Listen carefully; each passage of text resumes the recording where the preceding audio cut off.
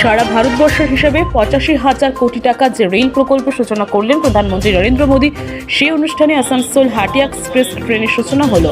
Asansol rail স্টেশনে সেই ট্রেনের সূচনা লগ্নে উপস্থিত ছিলেন আসানসোল দক্ষিণ কেন্দ্রের বিধায়ক অগ্নিমিত্রা পাল থেকে শুরু করে আসানসোল রেল ডিভিশনের ডিআরএম চেতনানন্দ সিং, অন্যান্য রেল আধিকারিকরা। একদিকে যেমন প্রধানমন্ত্রী নরেন্দ্র মোদী বলেন রেল উন্নয়ন নিয়ে প্রশংসায় পঞ্চমুখ হয়েছেন, তেমনি তার পাশাপাশি আসানসোলের সাংসদ শত্রুঘ্ন সিনহা থেকে শুরু করে রাজ্যের মুখ্যমন্ত্রী মমতা বন্দ্যোপাধ্যায় কারোরই সমালোচনা করতে বাকি রাখেননি সরকারি অনুষ্ঠানে। এদিন ফ্রেইট করিডর নিয়ে অগ্নিমিত্রা পাল বলেন 2014 থেকে 2024 সাল পর্যন্ত প্রায় 2400 কিলোমিটার ফ্রেইট করিডরের জন্য আলাদা রেলপথের সূচনা করেছেন প্রধানমন্ত্রী নরেন্দ্র মোদী। তার পাশাপাশি তিনি বলেন যে রাজ্যে জমি অধিগ্রহণের জন্য যে রেভিনিউ অফিসার দরকার, রাজ্য সরকার তা এখনো পর্যন্ত নিয়োগও করেননি, ফলে জমি নিতে অসুবিধা হচ্ছে বলে অগ্নিমিত্রা পাল দাবি করেছেন। এর পাশাপাশি গত কয়েকদিন আগে শত্রুঘ্ন সিনহা তার সাংসদ কোটার উন্নয়ন নিয়ে যে পরিসংখ্যান দিয়েছেন তাতে তিনি উল্লেখ করেছেন বার্নপুর স্টেশনে কিছু রেল উন্নয়নের কথা। অগ্নিমিত্রা পাল তাকে কটাক্ষ করে বলেছেন এই সবই প্রধানমন্ত্রীর অমৃত ভারত প্রকল্পের অধীনে, কোনোটাই শত্রুঘ্ন সিনহার অবদান নয়। সন্দেশখালী ইস্যুতে এদিন শত্রুঘ্নকে এক হাতে নিয়েছেন অগ্নিমিত্রা পাল। তার পাশাপাশি সিএএ নিয়ে তার দাবি এই আইন কারো নাগরিকত্ব কেড়ে নেওয়া আইন নয়, বরং নাগরিকত্ব দেওয়ার আইন।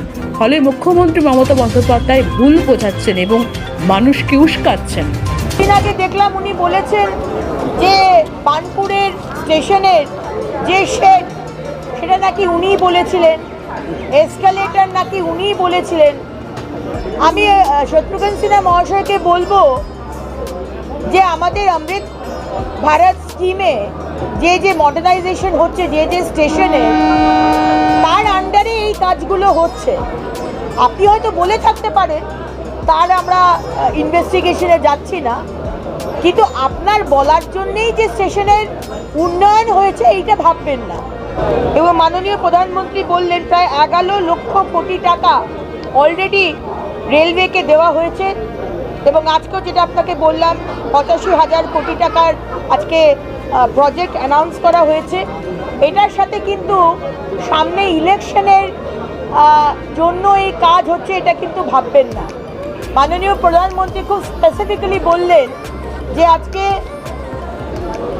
যে কাজ ভারত সরকার এবং রেলওয়ে যেটা মানুষের জন্য করছে সেটা যুব সমাজ তোমাদের জন্য।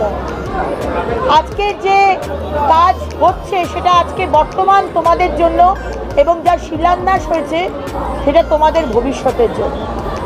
এটুকুই বলার ছিল। মাননীয় প্রধানমন্ত্রীকে অনেক অনেক ধন্যবাদ জানাই। আজকে আসানসোল হাতিয়া এক্সপ্রেস, যেটি আমাদের সপ্তাহে 5 দিন চলবে, 5 days a week, আজকে অলরেডি শুরু হয়ে গেছে এবং কাল থেকে রেগুলার বেসিসে চলবে। 14টি কোচ থাকবে। প্রাইমারি মেনটেনেন্স এই ট্রেনের সেটা এখানেই করা হবে এবং এই ট্রেন আসানসোল থেকে ছেড়ে হাতিয়া স্টেশনে গিয়ে শেষ হবে।